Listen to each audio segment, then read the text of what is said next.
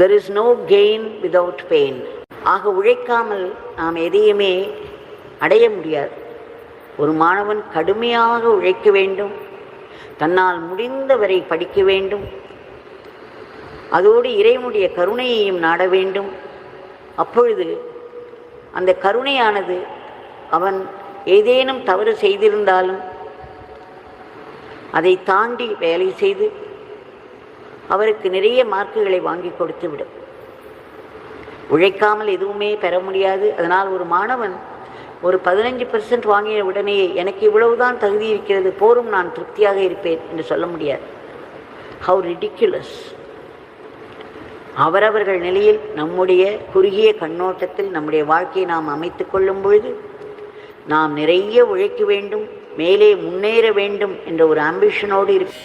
Yogiram Surat Kumar, Yogiram Surat Kumar, Yogiram Surat Kumar Jai गुरुराय.